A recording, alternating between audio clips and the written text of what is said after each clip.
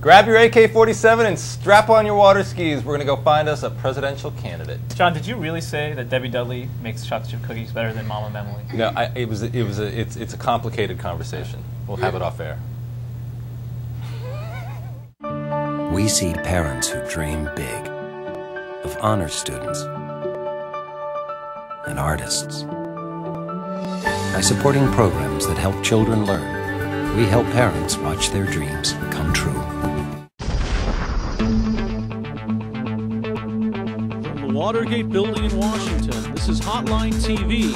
Now, here's Hotline editor, John Mercurio. Hi everyone, I'm John Mercurio. And I'm Mike Memoli. Welcome to Hotline TV. Okay, so Mitt Romney may or may not know one end of an AK-47 from another, but does he know the price of milk in Manchester? The answers to these questions and others will, of course, decide who becomes the next leader of the free world. But when it comes right down to it, what matters most? Here to join me in having this conversation, Mike Memoli, whose mother makes incredibly good cookies. I'm not going to say what kind of cookies, but she's a damn good baker. All right. More to the point, though. That's actually very important. That's a nice little segue. Segue. That can be an important. Part because what goes better with cookies than milk. Exactly. And as we know, one of the more important things is being in touch with the common man and knowing the price of milk. So let's go up and put that close to the top because we know that's failed other politicians in the past. It has indeed. Paul Tsongas, of course, didn't get the price of milk right. And look where he is today. But I'd almost, counter that with what's more important than the price of milk these days, the price of gas. I was driving back from New Jersey after a terrific Easter feast, and the prices are up to $2.50 in Jersey, up to $3 in D.C. here. So I bet you maybe even more important than the price of gas now is than the price of milk is do you know the price of gas? Right. Okay, I'll put that up there. I'll agree with you that that's important. On a more superficial level, if you don't mind me just going that way. Let's go there. I'm going to say you have to have a full head of hair, as you were just pointing out. A subject near and dear to your heart. It's very near and dear to my heart. A very good full head of hair, I think, is very. Look, we haven't had a president who didn't have a full head of hair since, as you were just saying, John F. Kennedy, unless you count Lyndon Johnson, who was his vice president who took over after he left office. I think that's important. I don't think it's as important as the price of milk. We could see Rudy Giuliani or even John McCain in this election year be one of the candidates who doesn't have a full head of hair.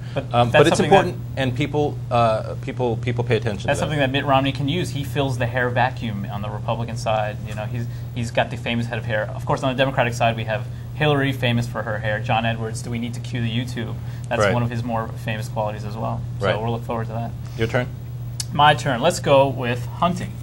Now, of course, hunting has been a topic of conversation the past couple of years with our famous vice presidential incident, but we've made it an issue with Duncan Hunter. He said he's going to, oh no, he is a hunter, so I mean, that's important. We have, who was it that said he's going to have Tom Crudo, of course, is going to have a shooting contest to pick a vice president. Right. But more importantly, we have Mitt Romney, back to Mitt Romney. This all goes back to Mitt Romney, right, who says he's a hunter and then, hasn't actually had a hunting license and has only done it twice in his life. Right. And I actually think I would put that higher. I would put that at I would put milk and hunting at #1. Not necessarily because I think you have to be a hunter, but look, I think in this country right now, especially in a Republican primary, you have to be you have to be in favor of gun rights, and you have to be sort of able to converse with hunters about stuff like that. I mean, it's a bizarre sort of ritual that goes on in this country right now. But being opposed to hunting and having issues like that, I think, can really hurt you. We've only got 4 more. We've got baby kissing, just to give you a list of our options here. Baby kissing, the ability to kiss a baby without having the baby start crying. Having a wife who loves literacy, which is sort of self-explanatory. Being able to throw and catch a football. Actually, I'm putting hunting up here, if you don't mind. That's fine. I think. Look, let's be honest. You need to be able to throw and catch a football, Hillary, and that's what's really gonna decide the election, I think, for her. Really? I do. How many other Democrats do you think can actually throw a football, Real?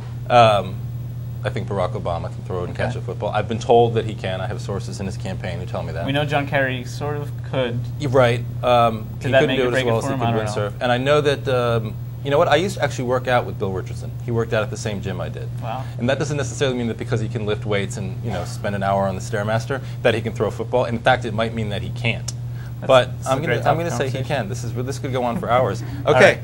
Well, I guess we got to do baby kissing. It's the staple of the campaign. Although it maybe not as important in this election because you got to be, if you're a candidate, you're going to be kissing babies worried that Chris Hansen is going to pop out of nowhere from MSNBC. I mean, this is kind of a little bit more controversial these days, but it is still the staple in the campaign. If you go to New Hampshire, they're going to want you. They're going to hold their babies up.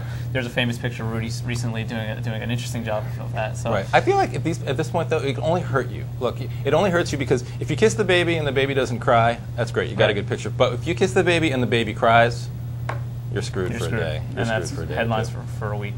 We've got Loving Jesus, also a very important. But I don't know if I'd bump any of these off the board. I wouldn't either. And The Wife Who Loves Literacy, you may or may not need her. All right, remember people, image is everything. Oh, and obey your thirst. Thanks for joining us on Hotline TV.